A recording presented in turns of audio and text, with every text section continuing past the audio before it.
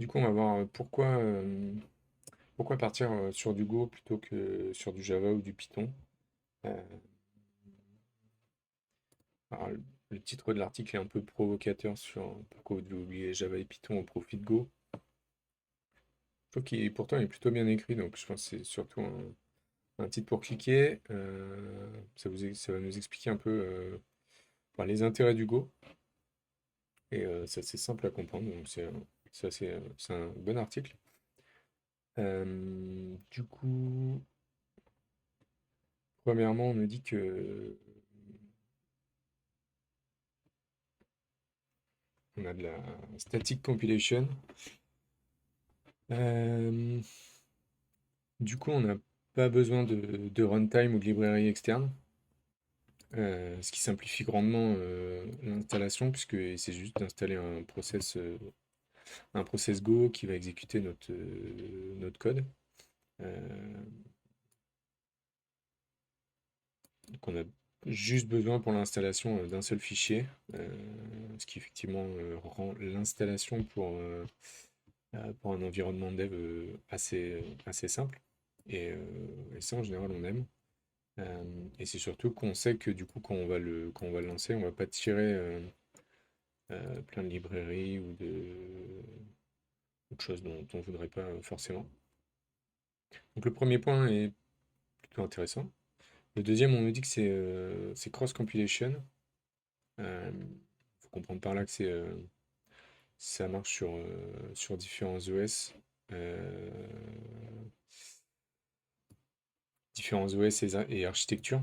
Je ne sais pas si ça marche sur de l'ARM, j'ai pas checké, mais je pense que peut-être que oui. Du coup, ça nous évite quoi? Ça nous évite d'avoir une ferme de CI, enfin de la CI qui serait trop complexe. Là, on a le choix, puisque a priori, donc il y a un seul fichier à tirer. On est cross-compilation, donc on peut avoir du Linux pour builder pour builder notre artefact sans problème.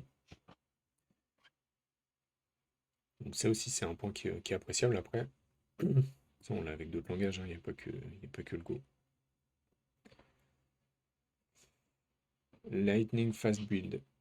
Là, a priori, on a vraiment un build qui est très rapide. Ce qui ne me surprendrait pas trop avec le premier point de static compilation et d'avoir vraiment une installation rapide. Ça veut dire que j'imagine on va plutôt aller vers le moins possible d'utilisation de librairies, etc. Ou en tout cas de tirer que l'essentiel. Euh, donc ça me surprend pas trop. Euh,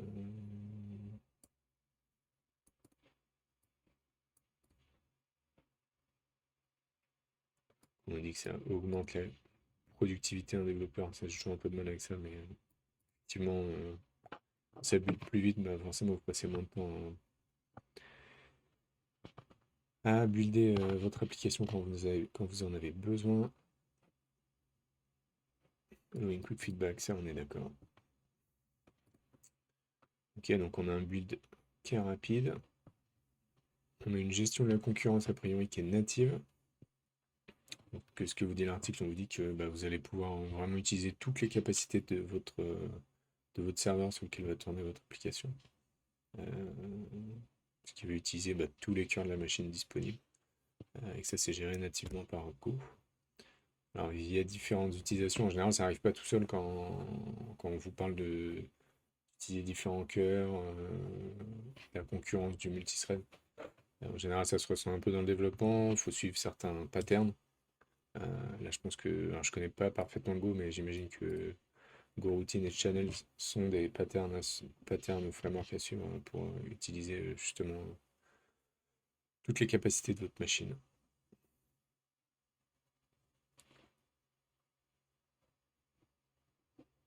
Ok, donc on dit vraiment que c'est prévu pour ça. Alors, on vous dit que vous avez tous les avantages d'un langage dynamique, mais avec les bénéfices de la compilation Go, donc du statique, je pense qu'on a vu en premier point. Et ça réunit le meilleur des deux mondes.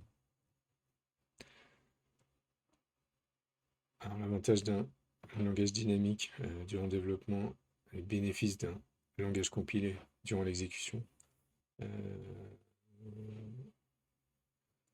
et on vous dit par contre euh, que tout ça, ça fait que le Go est particulièrement une technologie adéquate pour faire des command line applications.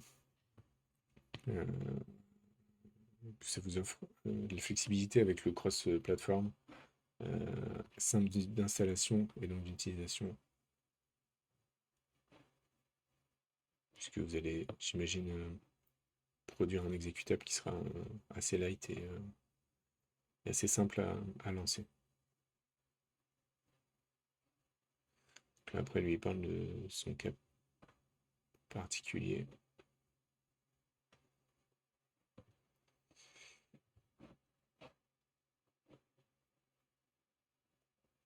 Là, il dit que chez eux, par exemple, ils avaient pas mal de mauvaises expériences avec le runtime et des librairies qui étaient incompatibles entre elles, dans le Java et Python.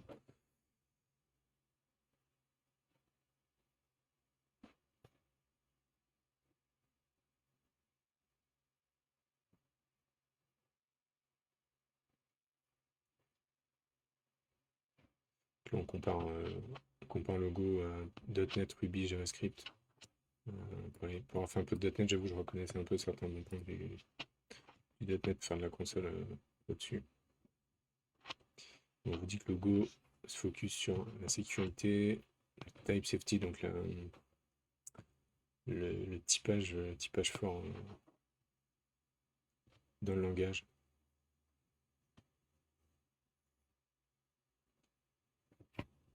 Et en gros, on vous dit que le Go est donc une alternative vraiment intéressante pour faire des command line applications.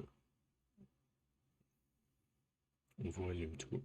Je connaissais pas du tout le Go avant de lire cet article, donc déjà ça me permet de savoir de quoi il en ressort.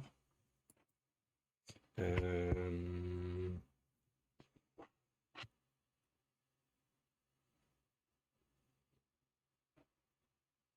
Il vous donne un petit feedback. Bon, vraiment, lui, il a apprécié sa migration de sa techno d'avant vers Go. Euh, mais du coup, voilà, sans aller trop loin dans le Go, ça nous permet de comprendre ce que c'est, comment ça fonctionne à peu près, quelle expérience de navigation on va avoir. Donc je trouve ça plutôt cool. Je connaissais pas du tout le Go avant de lire cet article. Ça me donne presque envie de faire un peu de développement en Go. Euh, J'avoue que je sais.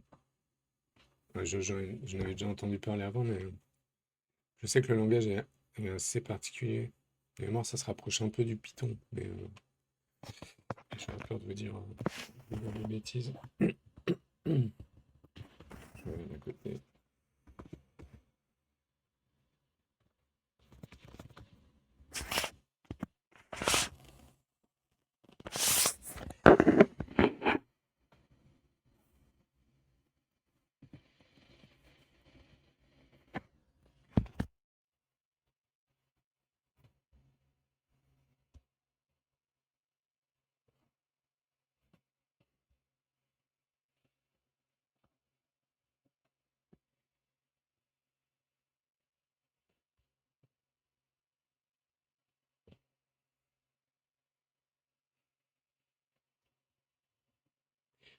Après, faut assimiler le langage qui a l'air quand même un peu particulier. En tout cas, il y a des choses à reprendre.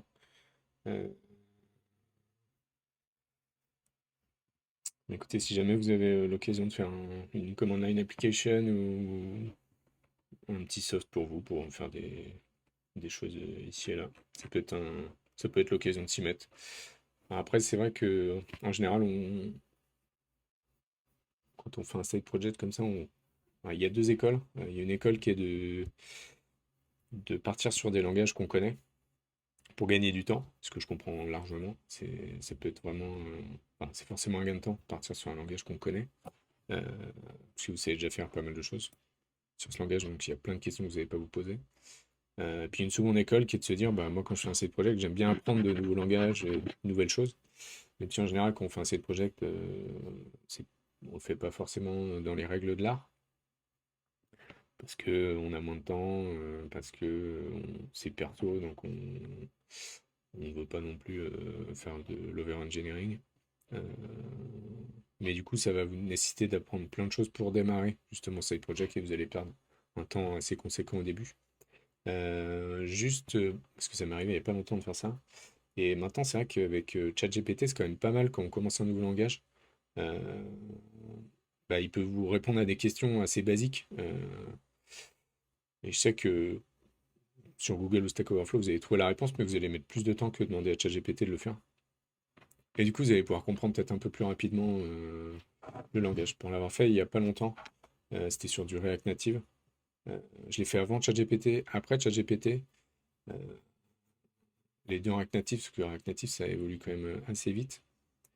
Euh, et du coup, la deuxième fois, je voulais faire des choses que j'avais pas refait la première fois. La première fois, c'était vraiment un projet assez basique. Donc j'avais réussi à m'en sortir et comprendre tout un tas de choses sans ChatGPT. Euh, et pour la deuxième fois, j'avais besoin davantage de